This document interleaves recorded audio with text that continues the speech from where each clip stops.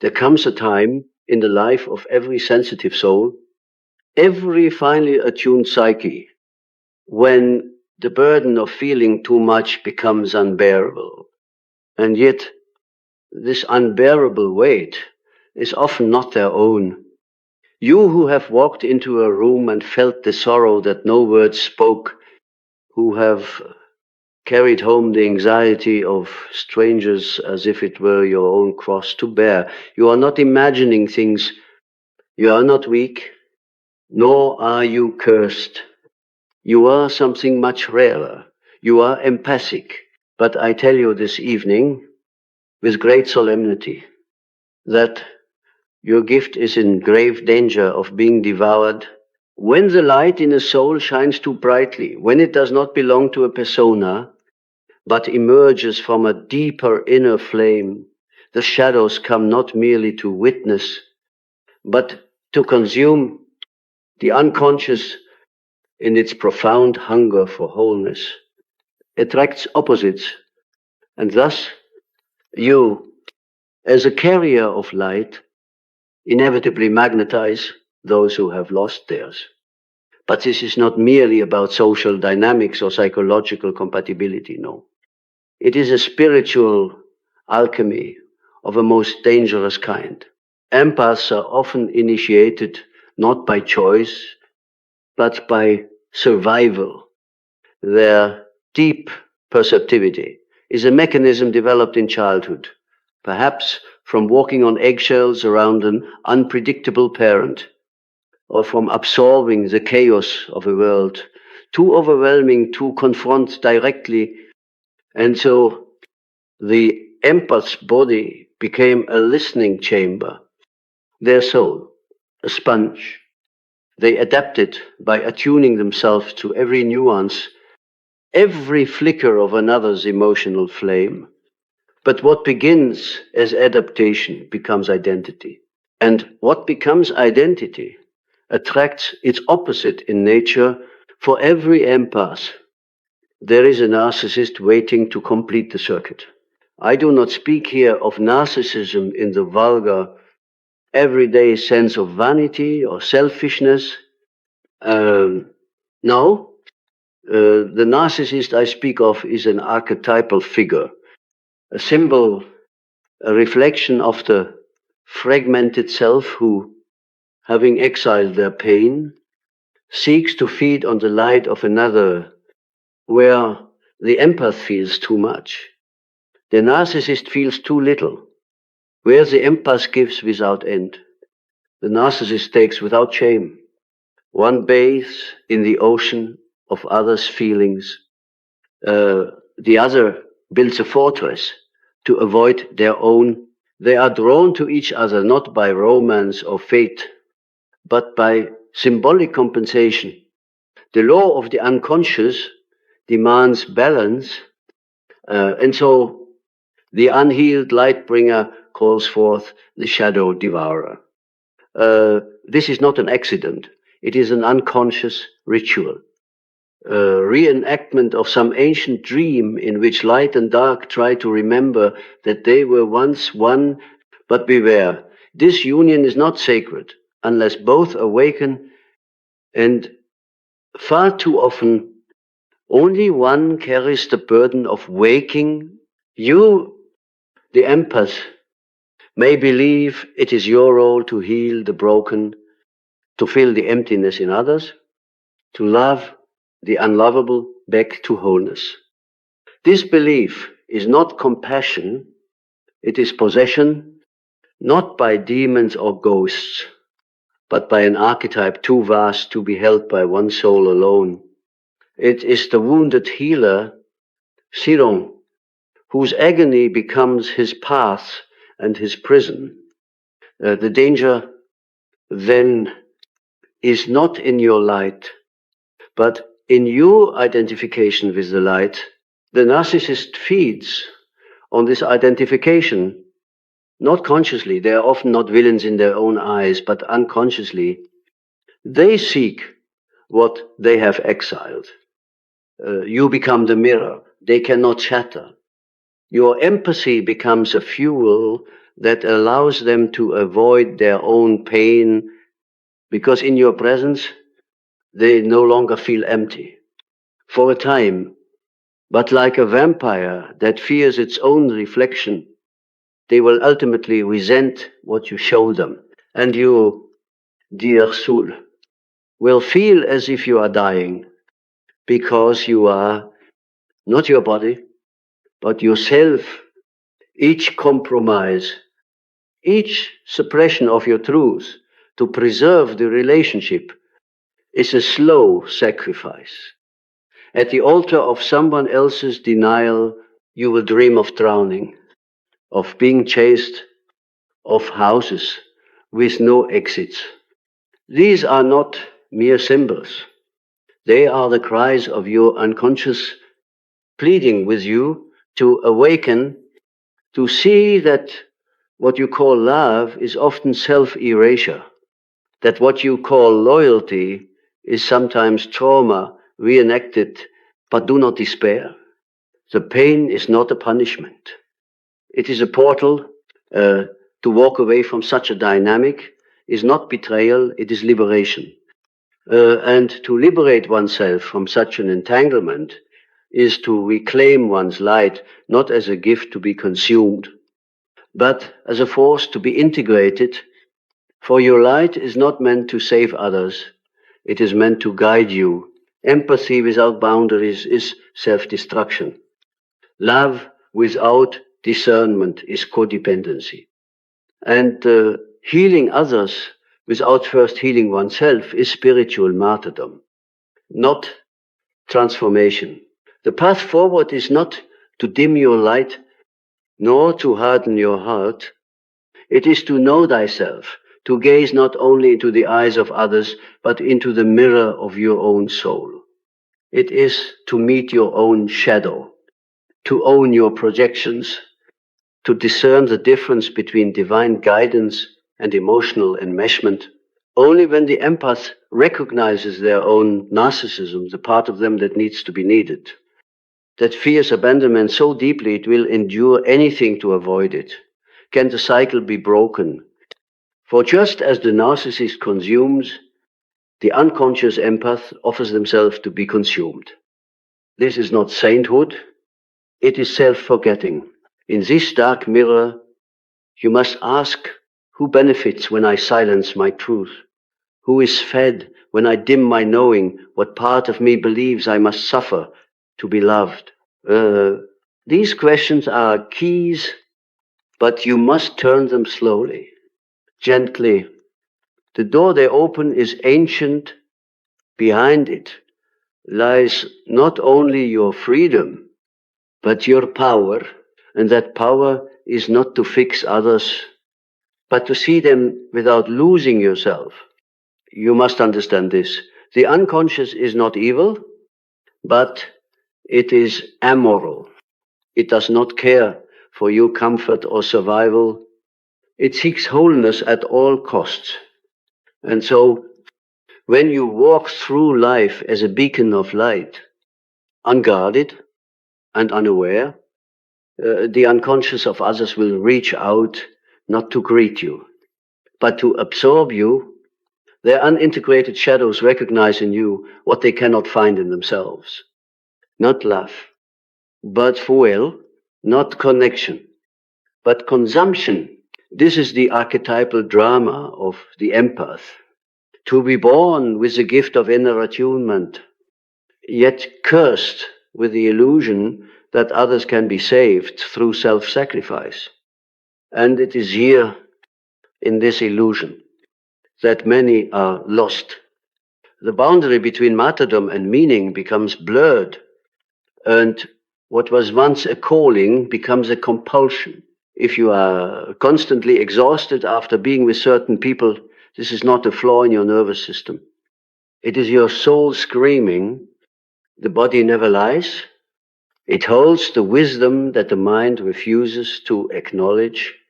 Empaths often try to rationalize their way through emotional maelstroms. Maybe I'm just being too sensitive. They say, but this is not sensitivity. This is submersion. You are drowning in someone else's unconscious and calling it love. The most dangerous thing an empath can do is assume responsibility for another's transformation. The narcissist, or rather, the archetype of the devourer will never change because you overextend. They change when the mirror shatters, when the supply is cut off, when the performance of the relationship no longer yields the applause of your attention. They change not when you love them more, but when you leave. And even then, only if the soul is ready. But this truth is often unbearable for the empath whose trauma script says, if I love enough, I will finally be safe. You learned this not in adulthood, but in childhood. You learn to soothe the tempers of adults, to anticipate the moods of those who held your survival in their hands. You became attuned, not because it was noble, but because it was necessary, and what was once adaptation became addiction to fixing, to peacekeeping, to being the balm for wounds you did not create. But I say to you, the child is innocent, but the adult must awaken. The narcissist does not just reflect your opposite, they reveal the part of you that still believes you do not matter unless you are useful. That belief is your prison, and unless you dismantle it, you will continue to attract those who are starving, who will smile at your warmth while sipping from your soul. Not because they are evil, but because you allowed it. You opened the gates without asking, what am I protecting? Who guards the guardian? You must learn a new form of love. Not the kind that bends until it breaks, but the kind that contains love, that has structure, love that says, I will not abandon myself for you. That is the love that heals, not just others, but you. And therein lies the paradox. Empaths seek to be loved for who they truly are, but so often they hide that very self in their quest to be accepted. They shape shift, they edit, they absorb, they adapt, until one day they no longer recognize their own reflection. This is the wound, and this is also the warning. If you do not return to yourself, others will continue to feed on you, not out of malice, but necessity. Because if you refuse to set the boundary, life will set it for you in breakdown, in burnout, in the shattering of your illusion that love equals pain. The myth of the empath is not just personal, it is collective. You carry the pain of your lineage. You dream the dreams of ancestors who were never seen, never heard, never held. Your heart is a temple for unspoken sorrow, and your task is not to carry it further, but to transmute it. That transmutation begins when you say, no more, no more abandoning yourself for validation, no more mistaking intensity for intimacy, no more calling trauma, bonds, soulmates, no more sacrificing your peace to be someone's peacekeeper. The world does not need more burned out healers. It needs awakened ones, whole ones, fierce ones. Those who have learned to protect their energy, not through withdrawal, but through discernment. And what is discernment? It is the quiet courage to name what you feel before it's convenient.